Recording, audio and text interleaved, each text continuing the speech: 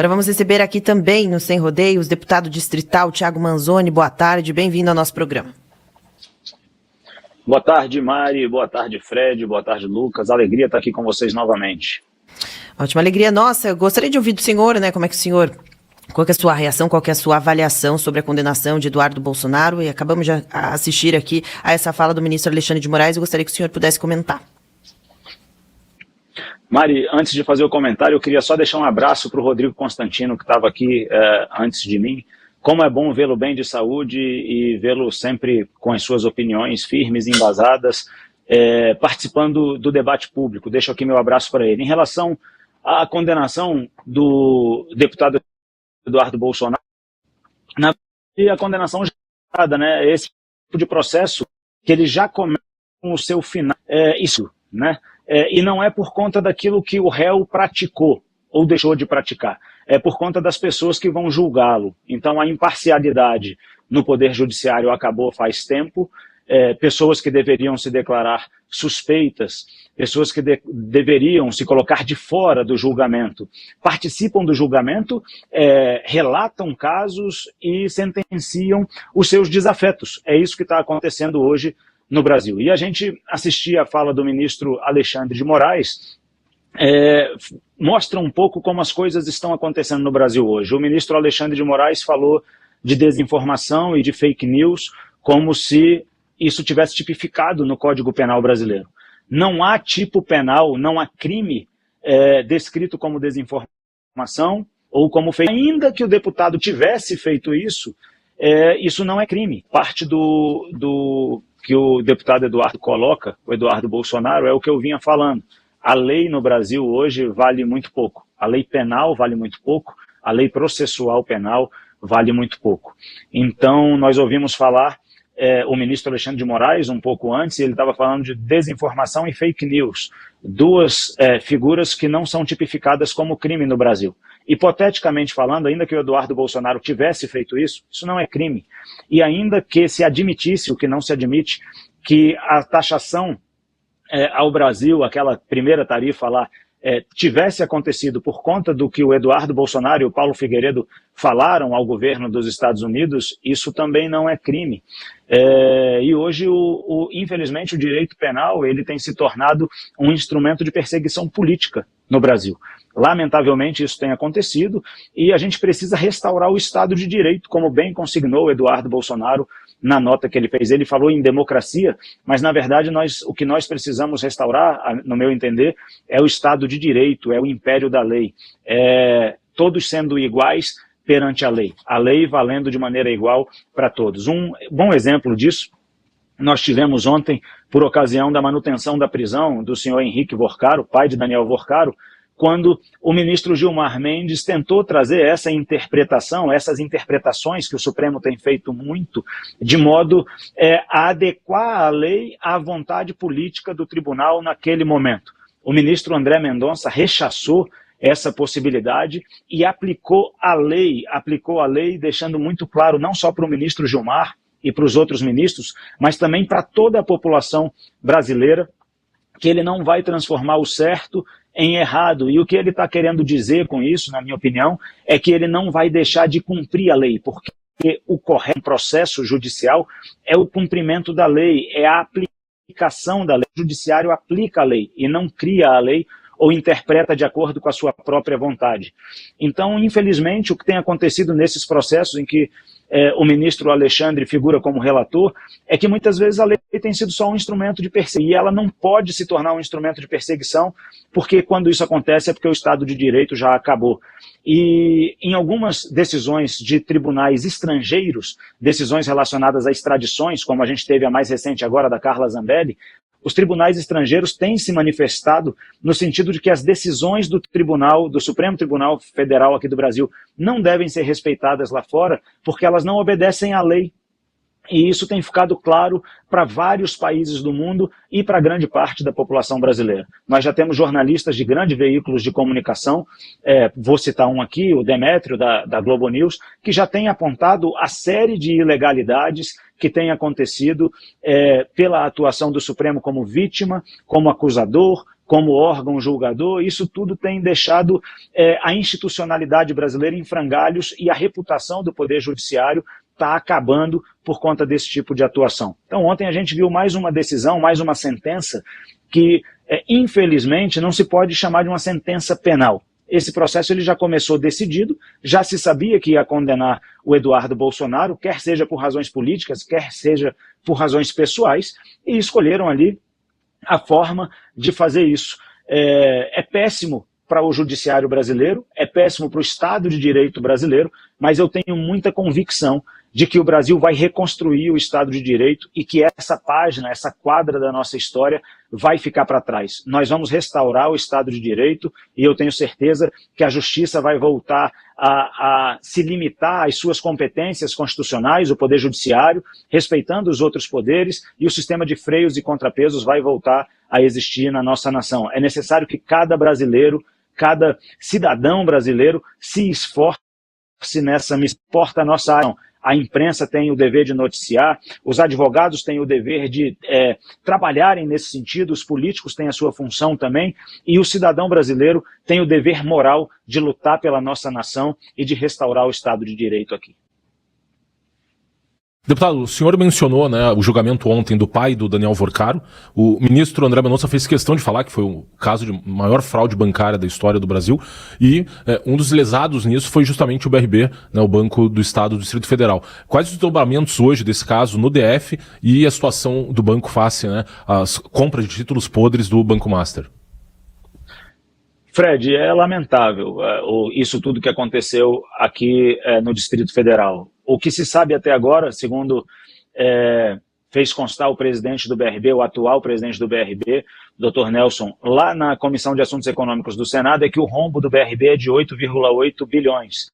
O problema maior é que a alternativa ou a solução encontrada para cobrir o rombo é pegar dinheiro do pagador de imposto, pegar dinheiro do Distrito Federal para cobrir o rombo. Então o Distrito Federal vai tomar um empréstimo, esse empréstimo vai ser pago aí em 15 anos, né? É algo que se protrai no tempo, então vai incidir juros. Esse empréstimo que vai ser de 6,5 bilhões, provavelmente, quando ele for quitado, nós teremos aí uma saída de aproximadamente 17, 18 bilhões de reais, segundo se estima, dos cofres do Distrito Federal, e esse dinheiro é dinheiro do pagador de imposto, né? E, infelizmente, o único penalizado até agora é o cidadão, é o trabalhador, o pagador de imposto do Distrito Federal, porque nenhuma autoridade envolvida, à exceção do ex-presidente, o Paulo Henrique Costa, que está preso, nenhuma outra autoridade ainda responde judicialmente, e as delações premiadas não avançam, né? Então a delação do Vorcaro foi rejeitada, foi recusada, porque não trouxe nada de novo, além daquilo que a investigação já conseguiu produzir.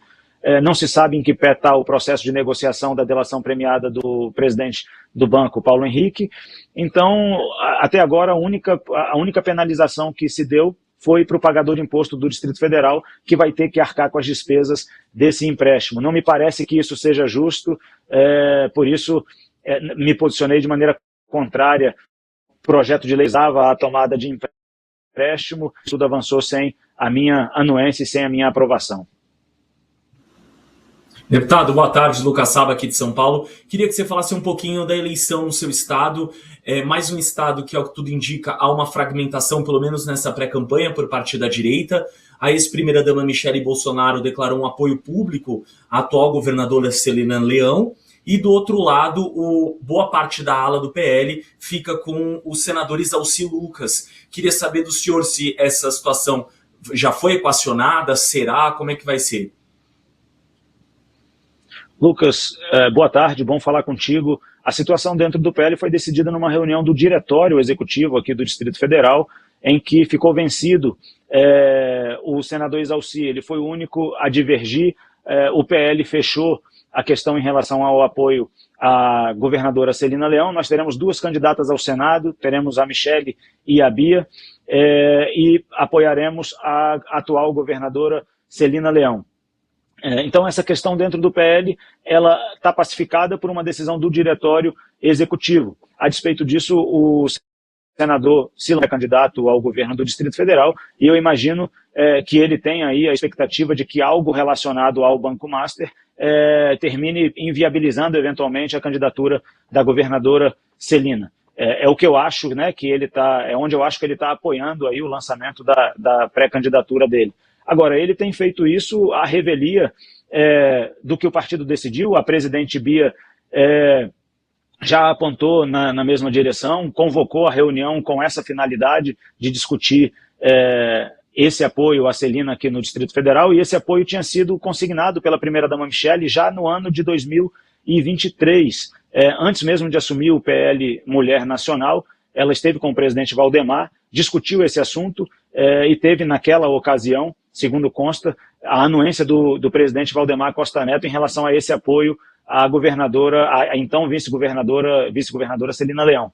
Então isso é o que está acontecendo aqui no PL, e nesse momento me parece, Lucas, que o mais importante para nós seja a eleição do Senado Federal, onde nós teremos duas candidaturas fortíssimas, a candidatura da primeira-dama Michele, a candidatura da nossa atual deputada federal Bia Kicis, a presidente do PL aqui no Distrito Federal, e nós sabemos a importância institucional que tem o Senado Federal. Nós sabemos a importância de termos um Senado que tenha de exercer o seu papel constitucional, exercer as suas atribuições constitucionais e fazer valer no Brasil o nosso sistema de freios e contrapesos. Nós sabemos que quem impõe limites à atuação do Poder Judiciário e do Supremo Tribunal Federal no Brasil é o Senado Federal, e na medida em que não há a autocontenção tão desejada durante tanto tempo por grande parte, até mesmo de juristas, como o ministro André Mendonça, que já se posicionou nessa direção, o ministro Luiz Fux, que já se posicionou também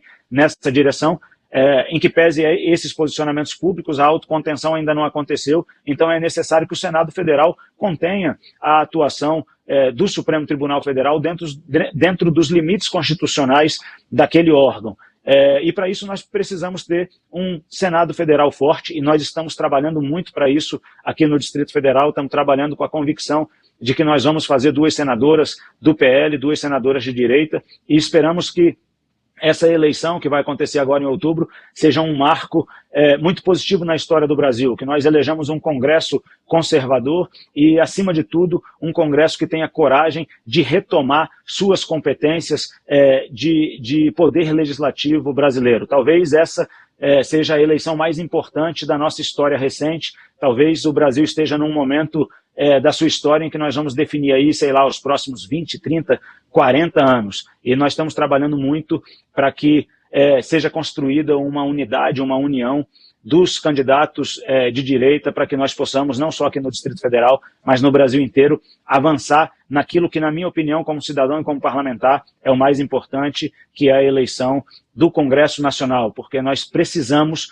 que o Congresso Nacional, o poder legislativo, né, o poder que nasce para colocar limite no poder do soberano, na história democrática do mundo ocidental, e nós precisamos que esse poder no Brasil retome as suas competências, retome as suas atribuições. Nós precisamos de homens e mulheres com coragem de enfrentar tudo o que tem acontecido no Brasil e enfrentar a usurpação dos poderes do poder, das atribuições do poder legislativo. Então, é isso que eu espero que aconteça. Aqui em Brasília nós estamos trabalhando muito para que isso se dê dessa forma, e eu sei que em todas as outras unidades da federação o trabalho tem ido na mesma linha, e eu espero com muita convicção que vai acontecer, que o Brasil retome o caminho do Estado de Direito, que o Brasil retome os limites que a Constituição impõe aos poderes, poder executivo, poder legislativo, poder judiciário, e que nós possamos voltar à normalidade institucional. Me entristece, Lucas, dizer